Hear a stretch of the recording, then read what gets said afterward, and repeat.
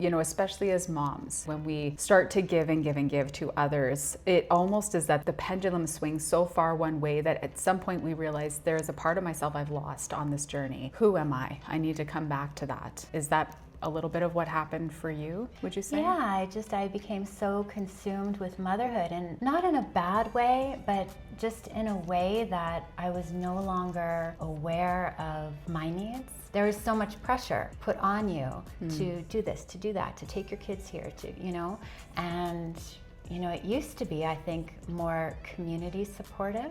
Now it just feels a little bit more isolating, and I think that's changed, where mothers are now gathering together and supporting each other.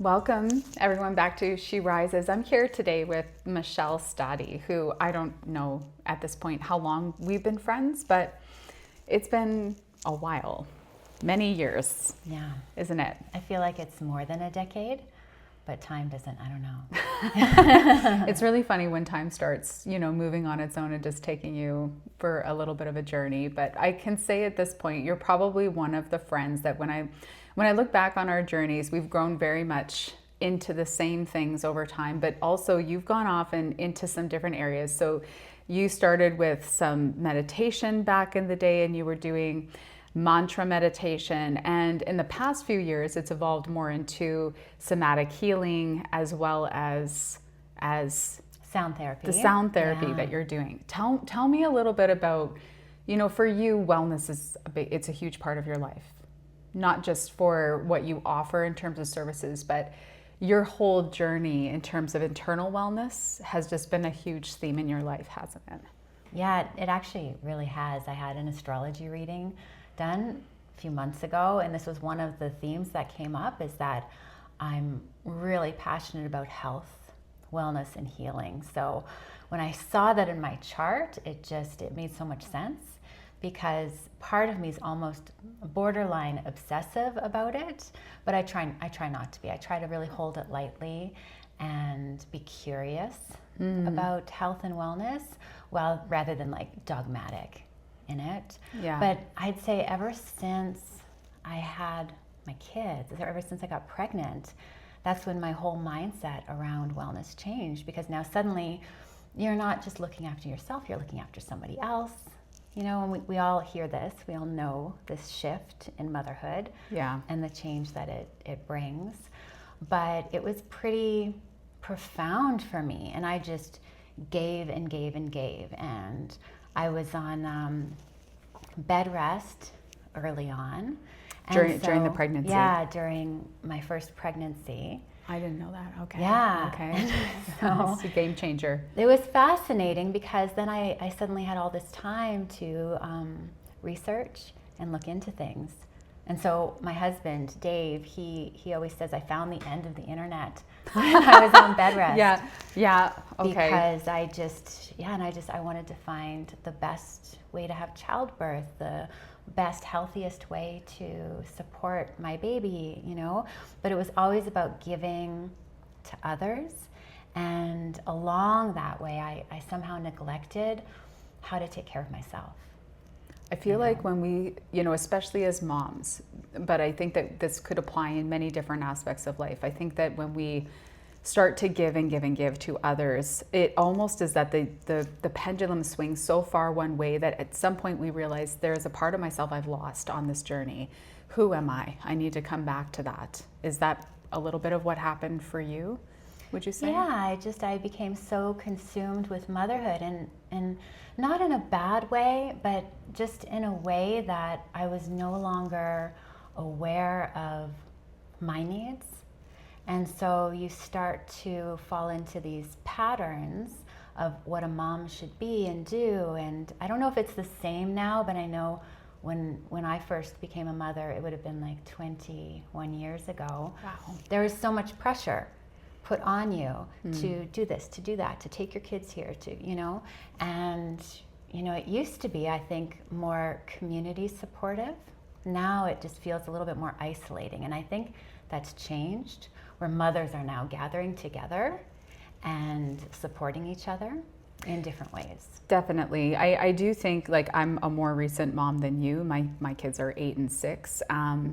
I can definitely say at the beginning there was that feeling of what am I supposed to be doing? Like what is the role of a mom? What am I supposed to be? Am I supposed to be taking them to mom groups? Am I supposed to be going to mom and baby yoga? Like what am I supposed to be doing to help serve this new child? And so very very quickly along that journey, I think there was a bit of a pushback where it was like, well, what feels nurturing for my family? What feels nurturing for me as a new mom? What do I need?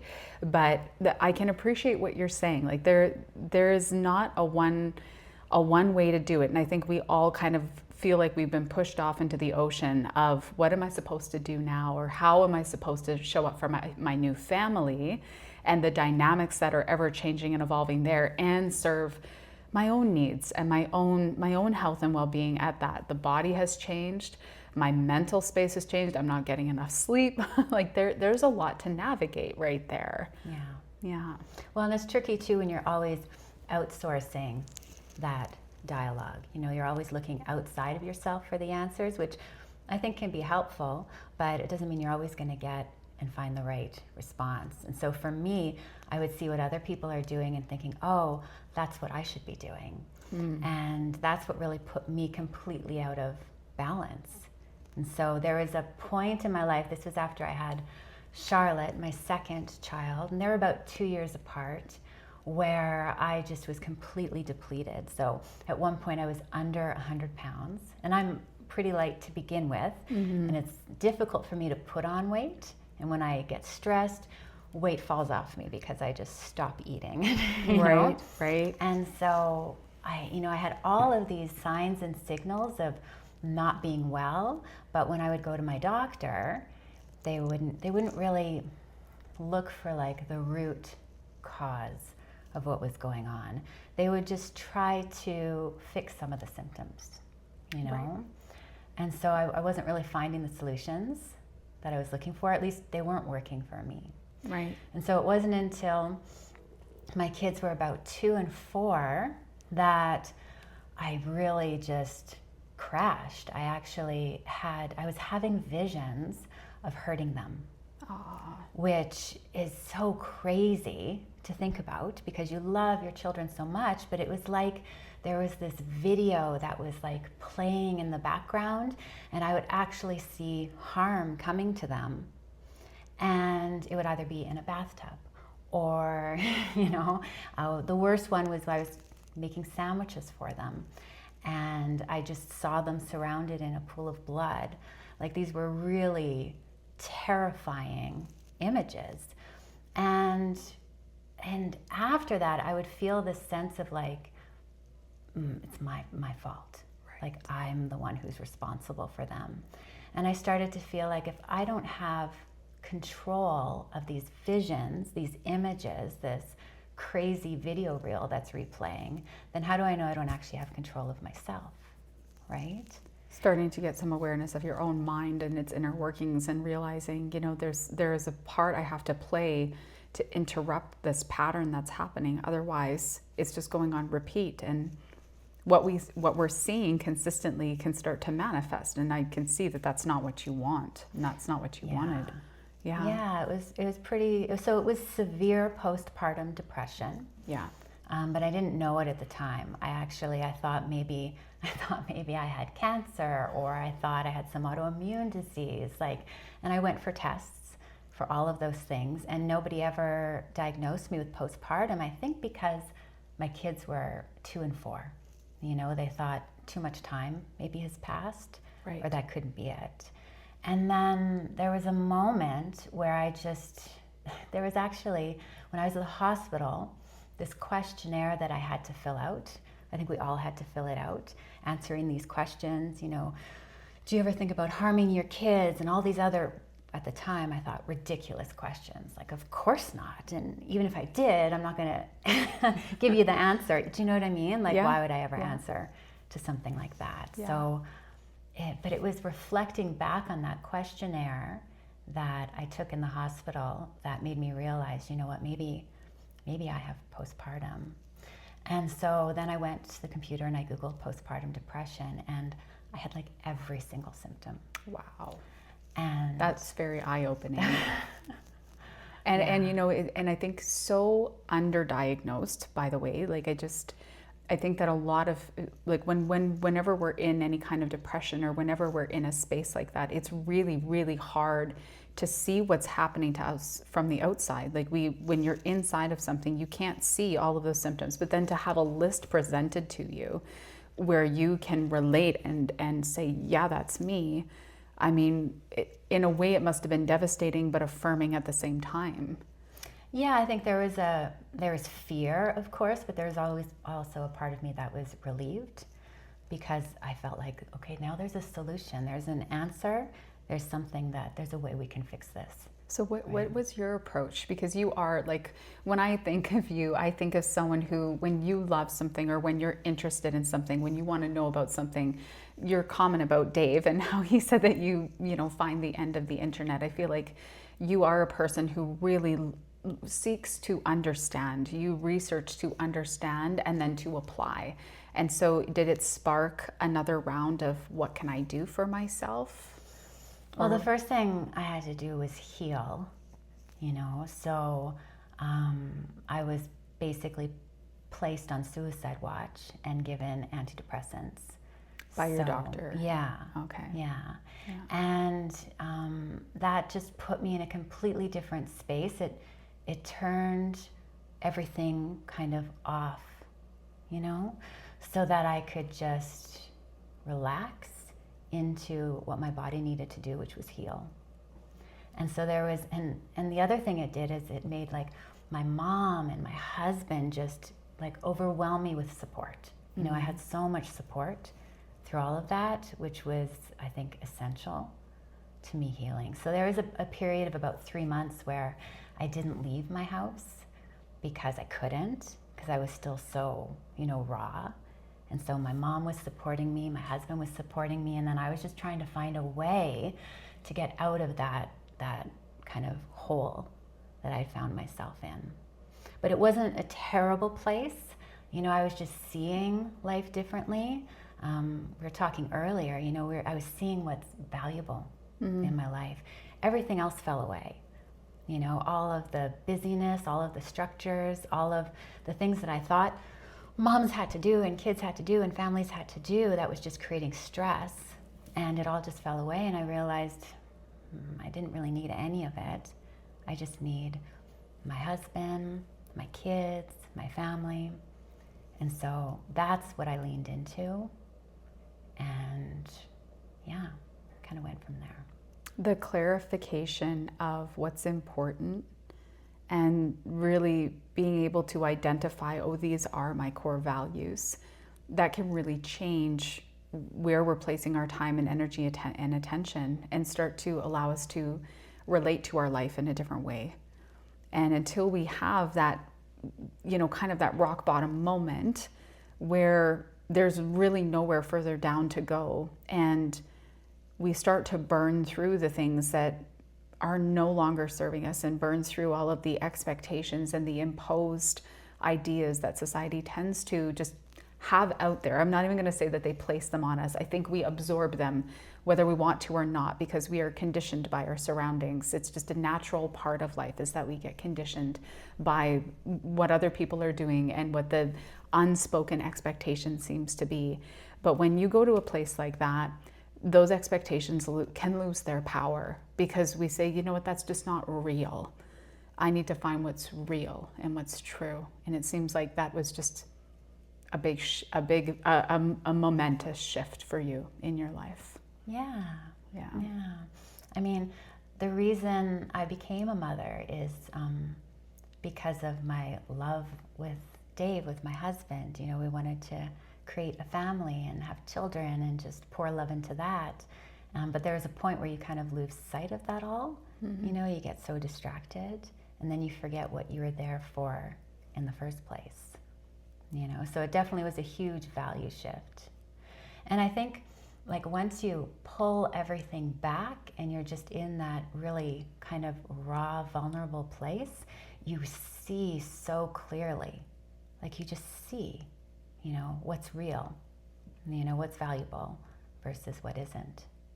So, and it's from that place that I was slowly able to start to rebuild.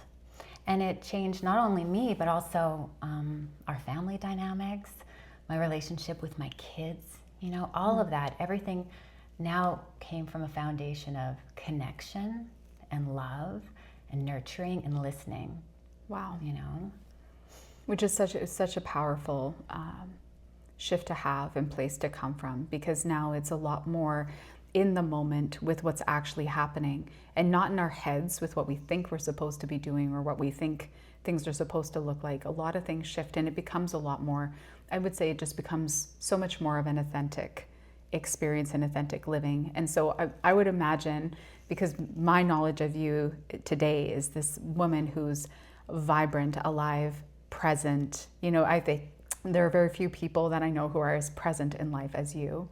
And so would you say that that was a catalyst for helping you to start to live more from an intentional or authentic, just a true place inside? I don't want to put words in your mouth. I'm just curious. Yeah, I think it definitely stemmed from a change in awareness. Okay. For sure. But I had to learn that because I didn't really know myself. I think when you're young, you think you know yourself, or maybe you see a future, vision of yourself, but you don't really know who you are.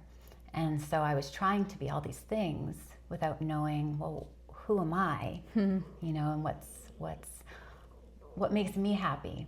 What is the best way for me to express joy and my best, way to be with my family? And it's not the same for everybody. And I think I always thought it was. And so it wasn't until I met a dear friend who taught me about Ayurveda that it kind of like blew my mind that there's, different elements of different people that affect us in all these different areas of our life. And so all the things that I was doing that I thought was good for me was actually, slowly weakening me, Wow. and I just didn't realize, Wow. Just simple things like learning that not everybody, should be out there exercising, running, exerting themselves in that way. That some people, it's okay for them maybe to do like gentle yoga or, practice mindfulness, or, there's other ways that you can nourish and nurture yourself, and it's going to look different for everybody. And so I started to learn about me and my body and what works for me and then what doesn't. And then I was able to apply that in all areas of my life. But it was kind of shocking at first to see, that no, maybe that activity isn't good for me, because I'm, from an Ayurveda perspective, I'm very Vata. So I have a lot of the elements of air and space, in me. So it's very easy for me to become out of balance if I'm doing things that are like running, overexerting myself, or if I'm eating, certain kinds of food. It just exacerbates all of that. And for me, the big one was certain times of year, right? So the fall is Vata season. And so that whenever I come into the fall now, I come into it with such a different momentum, with a different outlook. This is the time to nourish. This is the time to really go lean into routines and start taking care of yourself. So I meditate and, sesame oil massage and all of those things, eating really like unctuous foods and nourishing broth and stuff like that. And it changes the way my body and my nervous system responds to my environment. Just so on that it, was just a big thing. I love that. And, on a general level, what I'm hearing is that, for each of us, just learning for ourselves what is nourishing and good for ourselves based on, our constitution, based on our energies, like all of the understanding ourselves better can really help, instead of imposing external ideas on ourselves about like what is health supposed to be or how am I supposed to be living my life. It's so much more a discovery process than it is let me take that strategy and apply and figure that out. It may not work for us, and we have to be discerning enough to be able to try things and see the impact or the result of that, and then try and then start to to move those blocks around so that we can really figure out what is the foundation of health and well-being in myself, which is going to be different from everyone else. And I love that you were able to lean into that. And tell me a little bit, like, how did meditation kind of fit into that? You mentioned mindfulness a minute ago. When did that come in, or was it all kind of at the same time? No, meditation was like the first life-changing thing for me, for sure. It was almost immediate. And I had done different kinds of meditation. I'd been meditating since I was a little girl. My mom used to listen to guided meditations, and I used to listen to them too. And so I loved that. But there was always this draw to transcendental meditation or mantra meditation. And I saw just these effects that people would have that would give them this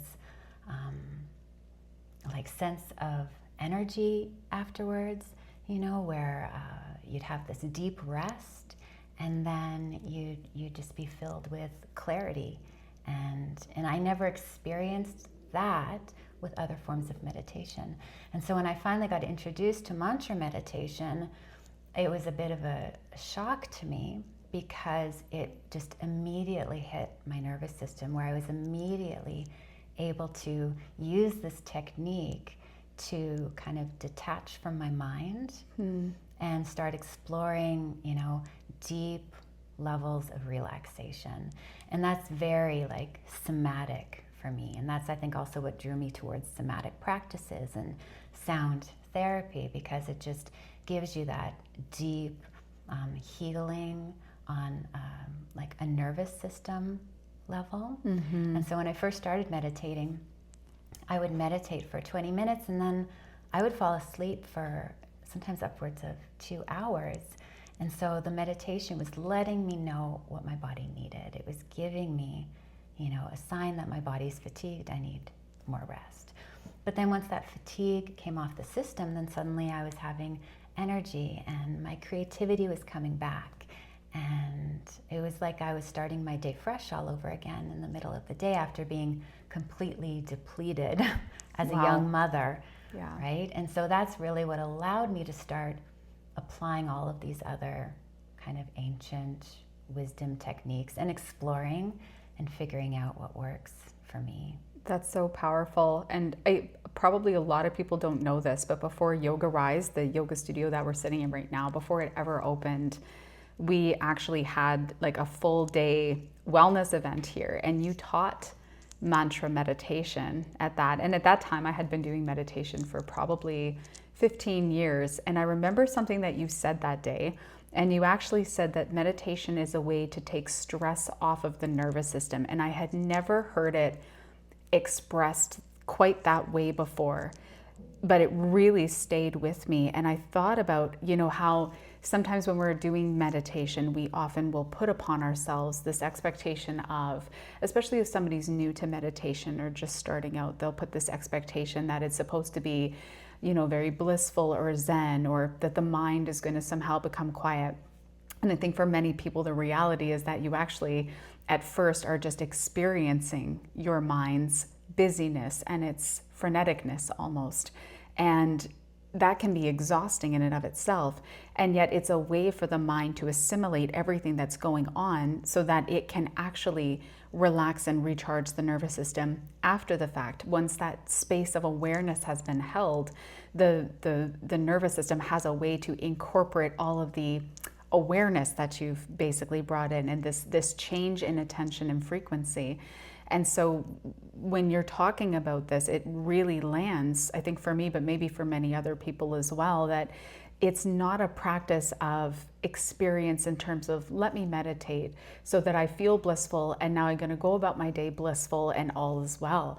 It's not about changing a state in that sense, but rather that the clarity comes after the fact. The insight, the awareness, the peace comes after the period of meditation.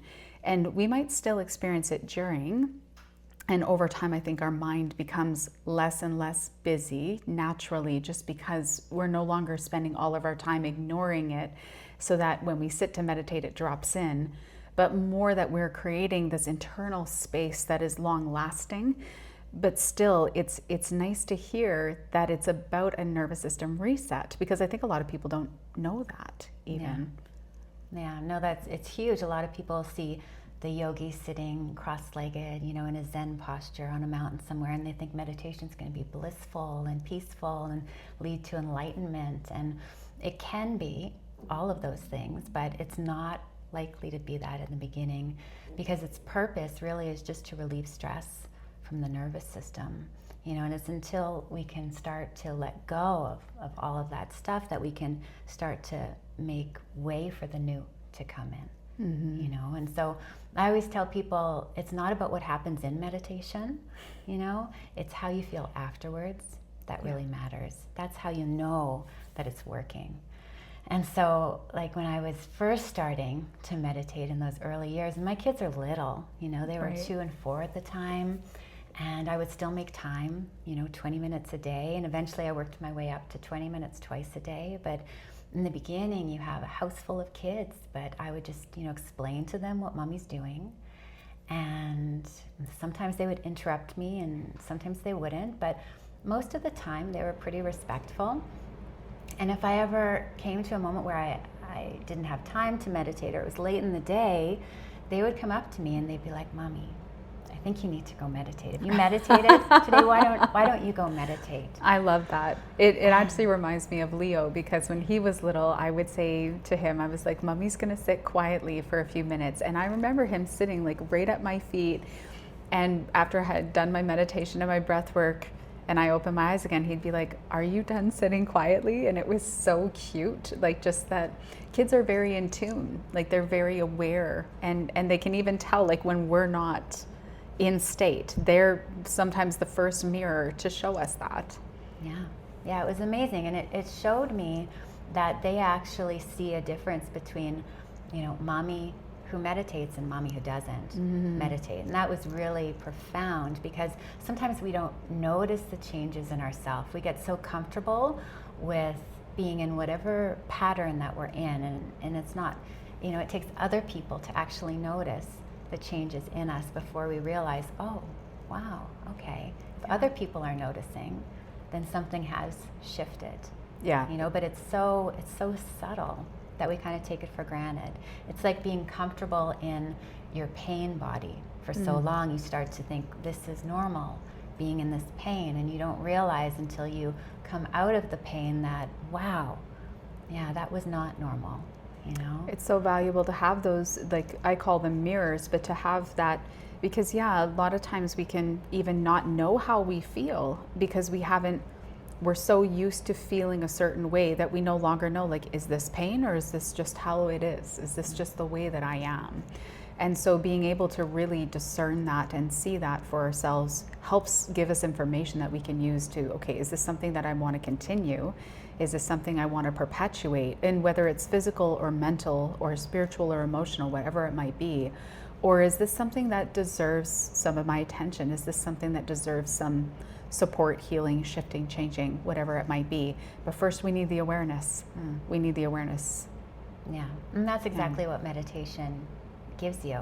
And not a lot of people will talk about that. They'll talk about all the physical, emotional, mental benefits of meditation. You can spend hours on Google looking up all the research on that, but what they don't really talk too much about is how it changes our awareness, so that we're no longer reacting to stressful situations, absorbing all of that, emotional chaos around us, and instead we're able to come from a grounded, present place of awareness, so that we can actually respond instead of react. And that's huge, especially if you're the type of person who, is easily affected by the energy around you. If you absorb it like a sponge, like me, then it can be kind of scary to go into those situations. But with meditation, with regular practice, you're training your nervous system to release tension and not to take on other people's stress.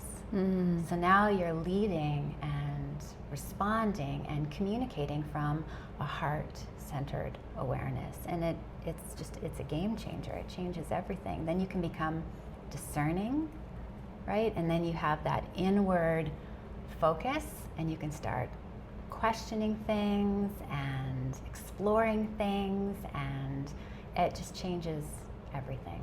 I totally love what you're saying. I completely agree. And you know, it's interesting because Amanda Whiting came here to do a trauma-informed yoga training, or a teacher training. It wasn't even necessarily for yoga, because anyone can really take trauma-informed training and apply it to, you know, if you're going into to social work, or if you're going into a school, or whatever, wherever it might be, because it's, you know, relevant in every scenario basically.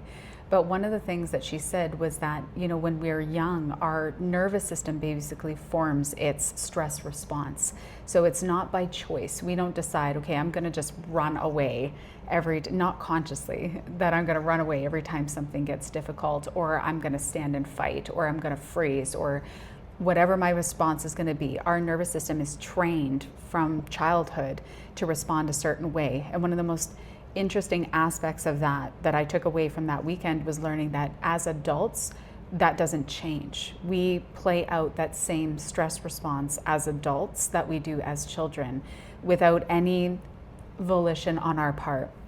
So what I'm really hearing you say is that we actually are learning through meditation and through becoming more present and aware what our stress response is, and we're starting to create a buffer between whatever the stimulus that would cause us to go into those modes of fight, flight, freeze, fawn, whatever it might be.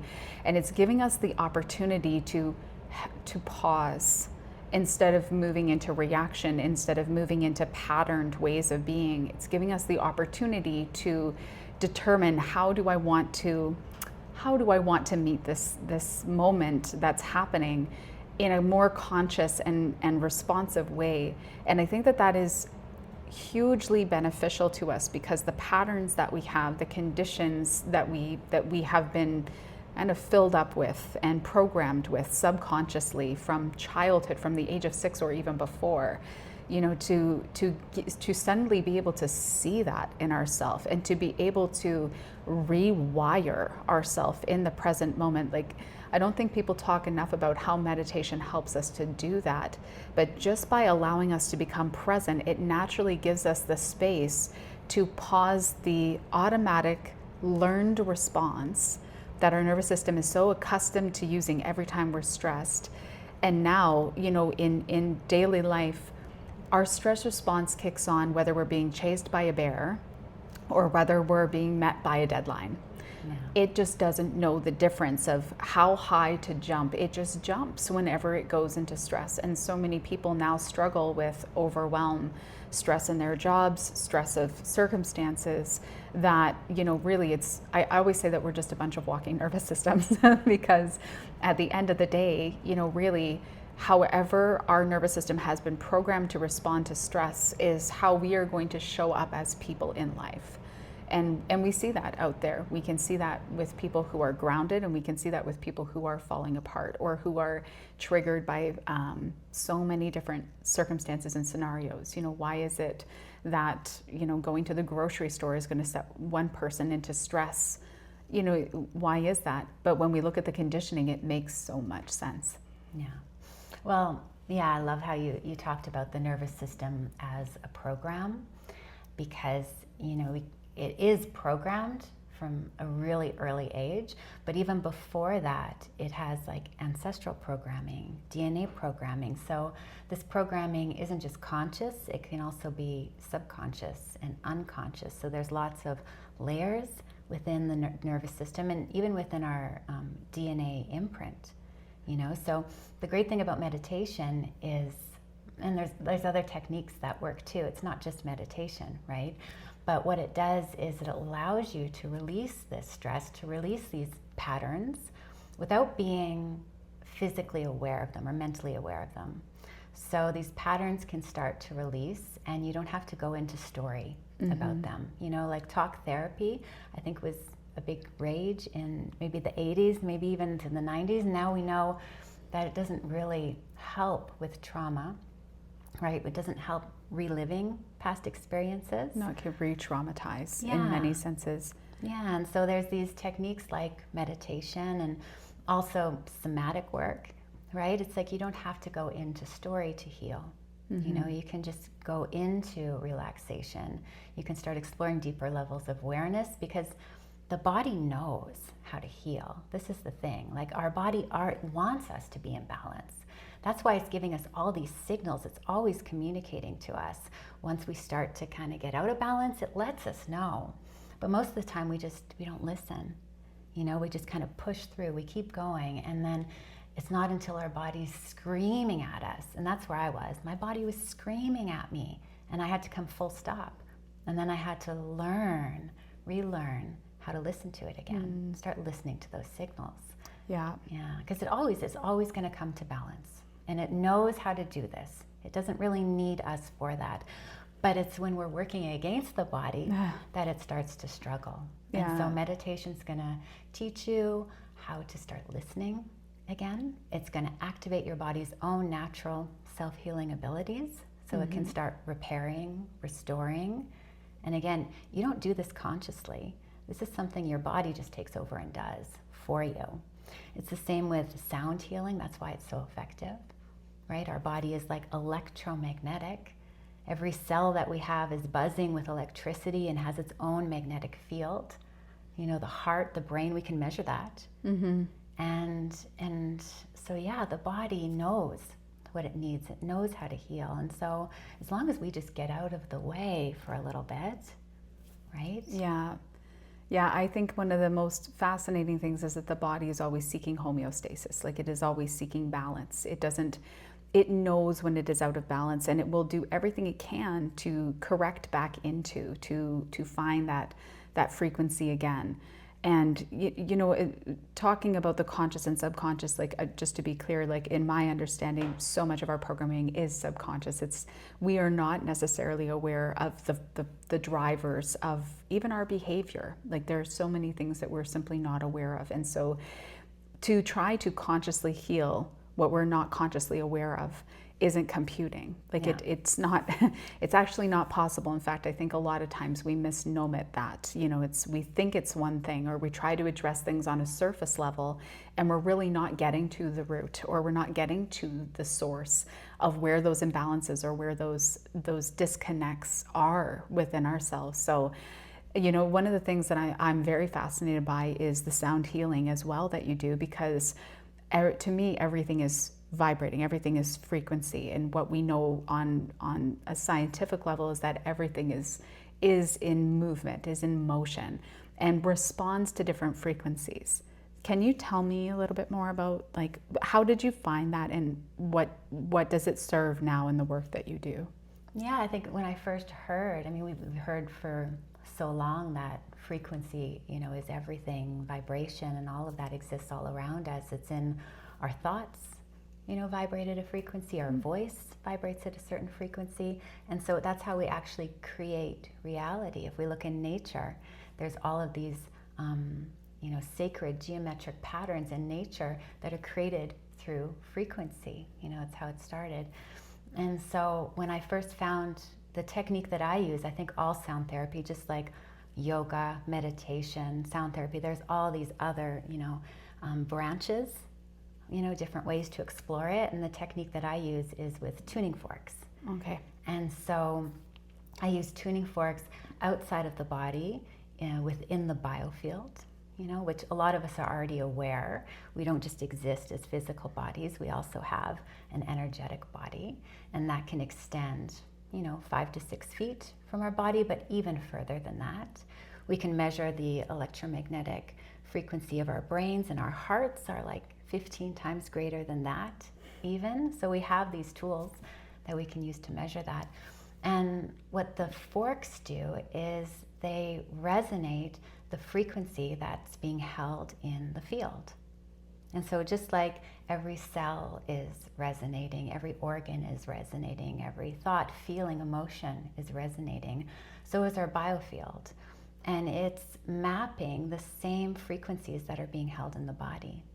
So when you come in with a tuning fork, it's going to mirror that to the body. And it's going to let us know if there's any sort of holding patterns, if there's any sort of static or distortion. But it also holds not just kind of the more, negative aspects, it also holds the positive ones. Like it'll resonate love and joy and things like that. And so are those frequencies, like how do you know the difference when you're doing a session with somebody? Yeah. Like, do you tell based on like the vibration that's coming back what it's at? Because what I'm getting in my mind is like the map of consciousness by Dr. David Hawkins, who kind of mapped emotion to frequency as well. Like, is there any that maybe doesn't play into what you're talking about, but I wonder if there's some sort of connection there.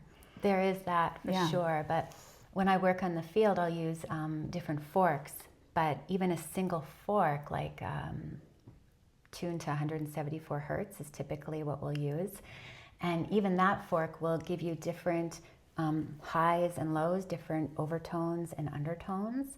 And so you can hear it resonating different sounds within the field. And it depends where you're holding it and where you're striking it. And also there's part of it, the intention that you're coming into it with.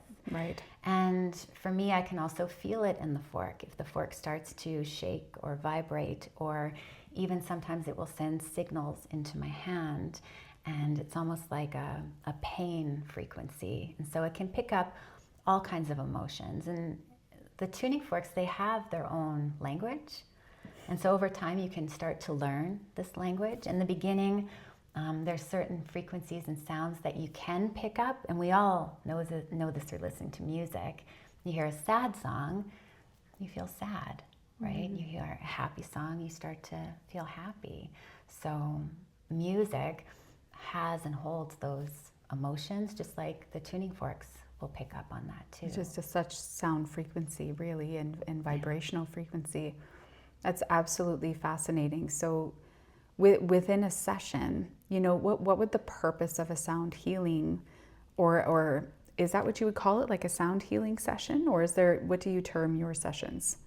Yeah, I don't necessarily call it healing. I like to call it more bringing the body into coherence. Oh, I love that. And bringing it into balance. Okay. And harmony. And this is what we're doing, is we're making a more coherent field.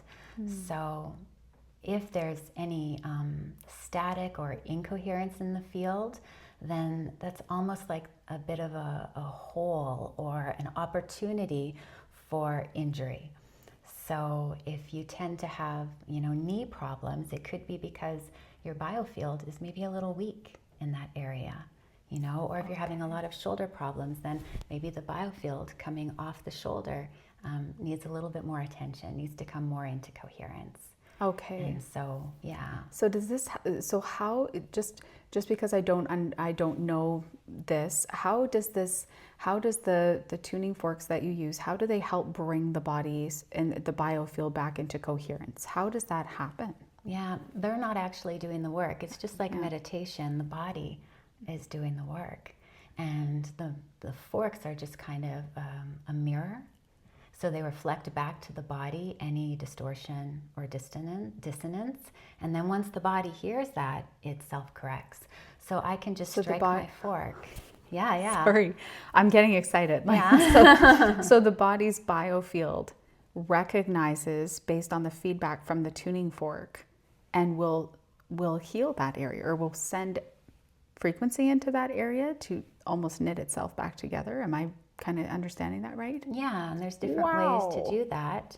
But yeah, so the forks will pick up that static or that charge, or sometimes they're picking up really high frequencies. So maybe there's too much being held in the field, or maybe there's just not enough. There's a gap. And as soon as the fork picks that up, it reflects it to the body. And then the body says, oh, didn't realize that was there. And so I'll just stay there and keep tuning until the body reorganizes and coherence is drawn back into the field. And then once the fork begins to resonate clarity, then I'll move forward. And so it's just the biofield communicating to the body, and then the body self-correcting. Wow. I love that. So, there's something so holistic about that, because when I think about frequency, and how everything is vibrating at a certain level or certain frequency, that the body can intuitively sense based on the tuning fork's feedback to it, what it is that's happening, and that in that moment it can start to respond and reorganize itself is just, it speaks to the amazing ability of our bodies to find that balance and that healing for itself, but also to the fact that we truly are energy. We really are, sending out signal, whether we want to or not, or whether we're aware of it or not, and that we have the ability to course correct. We have the ability to reharmonize ourselves, and that is just, that information is really landing for me right now. Like, I love that so much because, that's very, very cool. Yeah, I love it. My gosh. I can appreciate why you go to the ends of the internet to try to find this out, because it's fascinating. Yeah, I love exploring these ways. And I think for me personally, I'm more drawn to the way the nervous system can heal itself. Yeah. Right. And so that's why I love meditation. That's why I love biofield tuning, and why I love somatic exercises as well, because you're just giving the body an opportunity to do its own healing. You're not forcing it. Right. You're allowing it to happen more intuitively. And I think that's really important. It's actually hugely empowering. Yeah. Because it's not trying to kind of change the inner nature of who and what we are. It's rather asking those parts of ourselves that already exist to awaken and to respond in the most loving way. Oh, I love that. So tell me, before we close this conversation, tell me how somatics, because this is something that I know over the last year you've spent a lot of work going into somatic movement, and tell me a little bit about how that all connects. Yeah, somatics again. It was developed by Thomas Hanna. He was actually the one who coined the phrase somatics, and it means the body as perceived from within, which again is something that I love. And we're always so distracted and so drawn to things outside of ourselves. So to be able to bring that awareness back in is really beautiful. And what it does is it helps to kind of remap that sensory motor connection. And we get stuck again in these habitual patterns, and the body gets stuck in habitual responses. And so what somatics does is it allows the nervous system to remember how it's supposed to move. It allows the muscular system and our sensory motor connections to remember how to communicate with each other.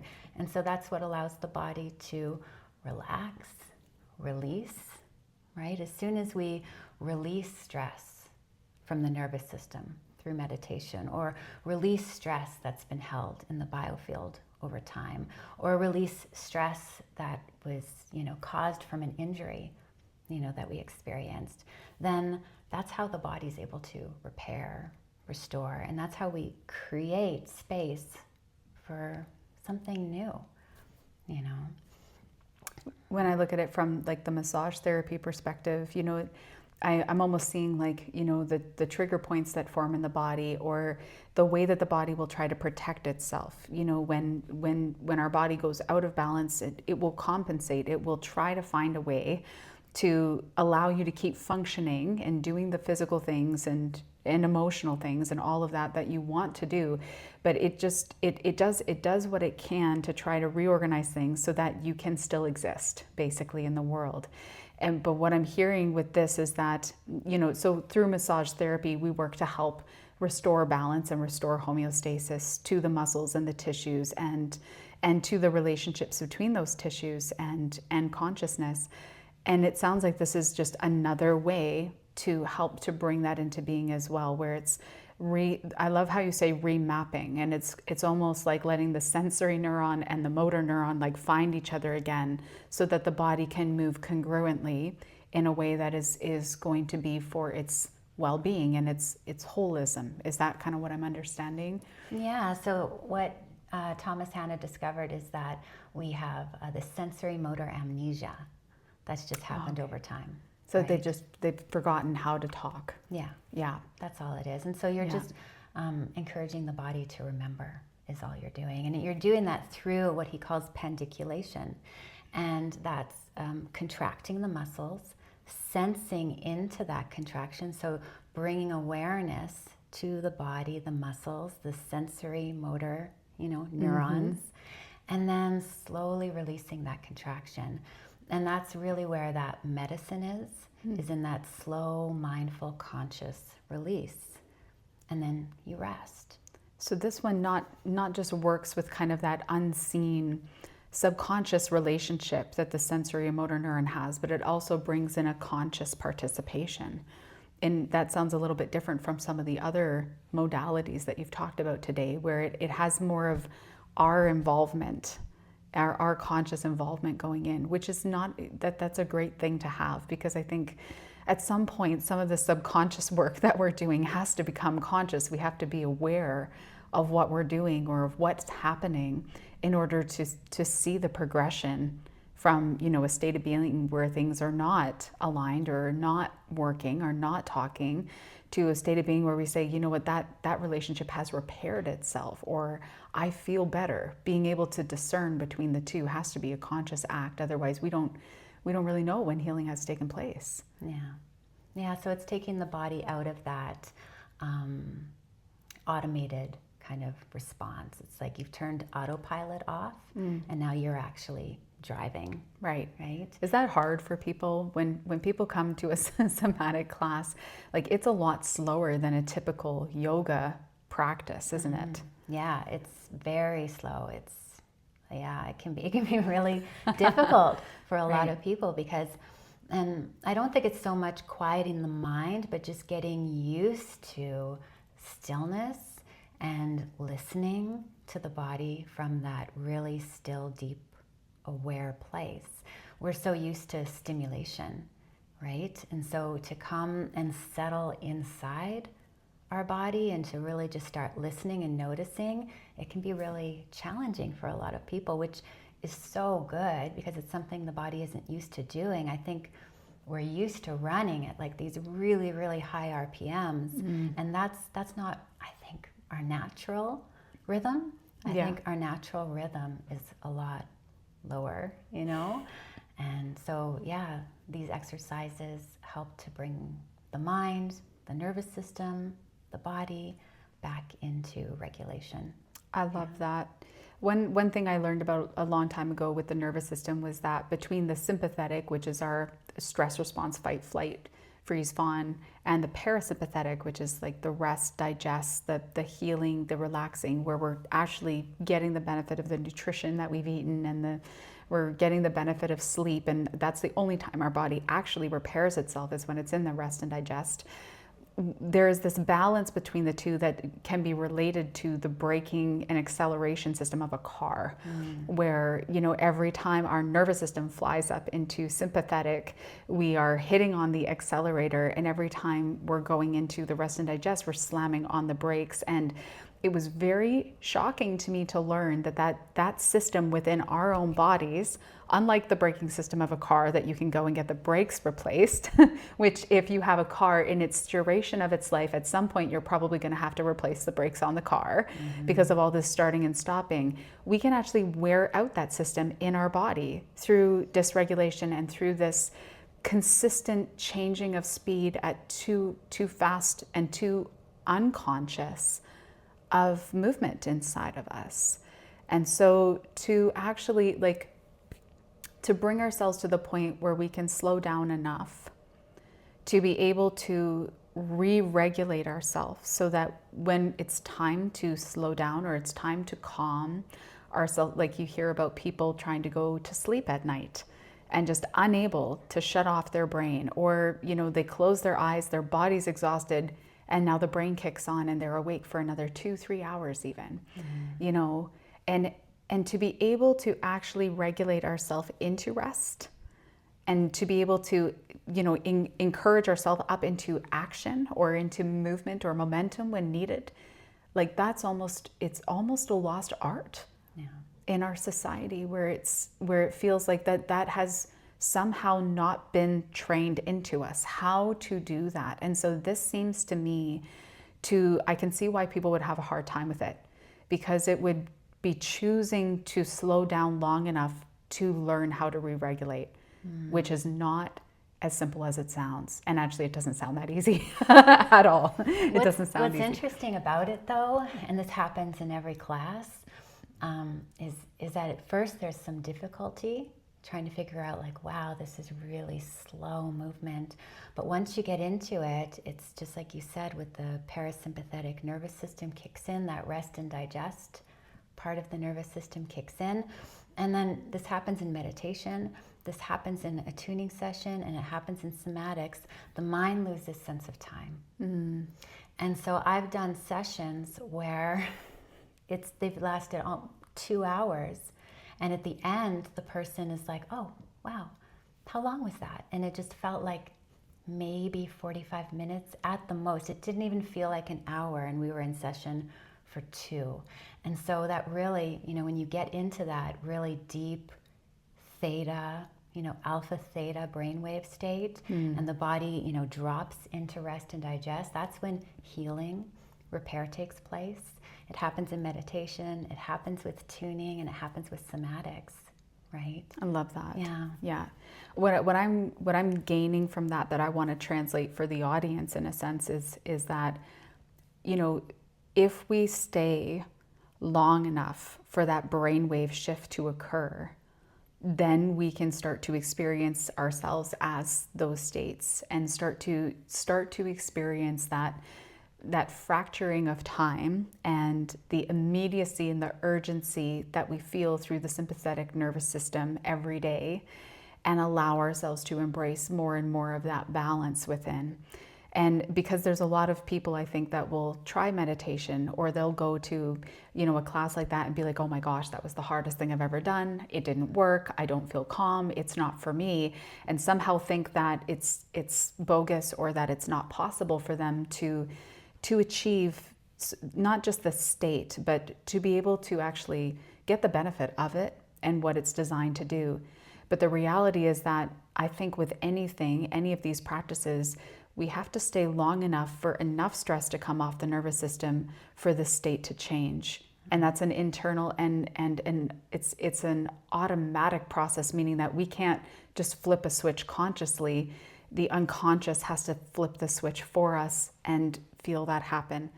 And my relationship to that from teaching yoga would be when people go into Shavasana, and at the beginning of Shavasana, sometimes there's a little bit of shifting and movement, and some of those types of things are happening. And then at a certain point, it's almost like the entire class becomes still. And that return to center, or that return to balance, I equate that with now the parasympathetic part of the nervous system has activated, that rest and digest has activated. And at that point, I'm like, okay, a few more moments here, and then I'll bring them out, because I know now that their body has moved into, and their mind and the rest of them has moved into reparation, and is doing now the healing process that is what all of this is really all about. Yeah, it's beautiful. And I mean, anyone who's been in Savasana, it never feels long enough. It always feels like you could just stay in it forever. There's those yoga shirts from back in the day. I'm just here for the Shavasana. Yes. For those who don't know, that's the corpse pose, or the rest and the relaxation pose at the end of the yoga practice. But this is all such powerful stuff. And I'm really grateful for you for sharing this today. I know that this will benefit a lot of people from hearing this, and maybe people who have struggled with allowing their nervous system to relax, or finding ways to bring healing in, will realize that there is a lot out there for them. I think everybody's journey to well-being is going to look so different. There isn't one way up the mountain. There's so many different ways, and a big part of it, which you kind of touched on, is about learning for ourselves what works for us.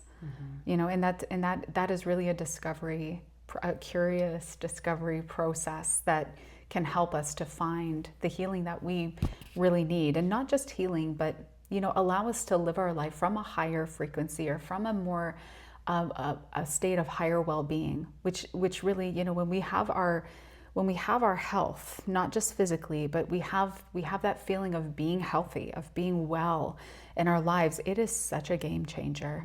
Because when we're not, you know, I was just talking with somebody else this morning about how Iyengar, BKS Iyengar was a very famous yoga teacher. He brought Iyengar yoga, which is an alignment-based practice, to the Western world.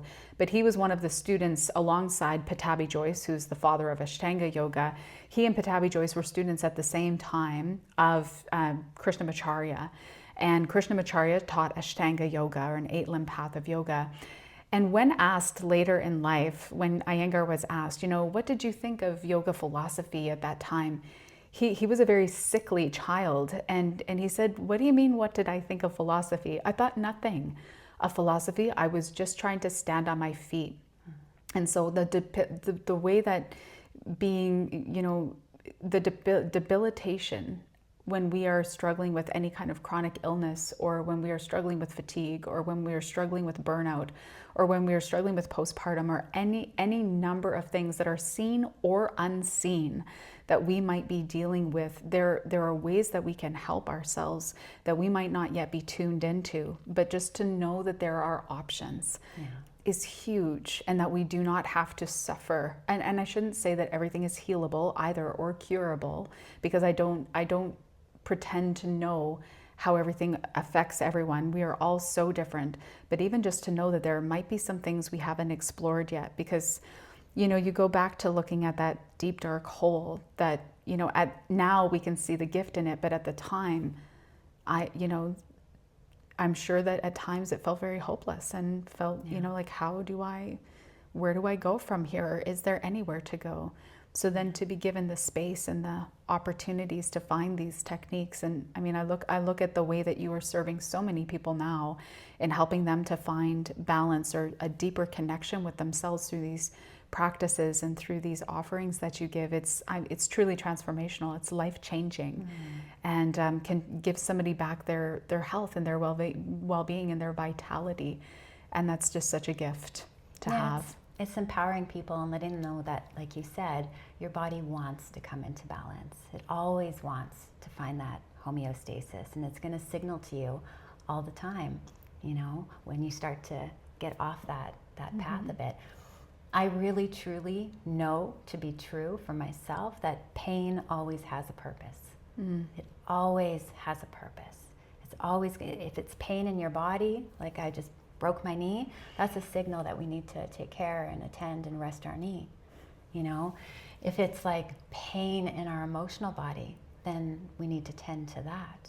You know, so it's always signaling to us something that needs attention, something that needs care. It always has a purpose. Yeah. That's a beautiful message to share that we can all reflect on. Yeah. Thank you so much for being here today. Thank you for sharing Krista. This information, and I'm sure that we'll have you back at some point in the future to chat about something else. Thank you for having me.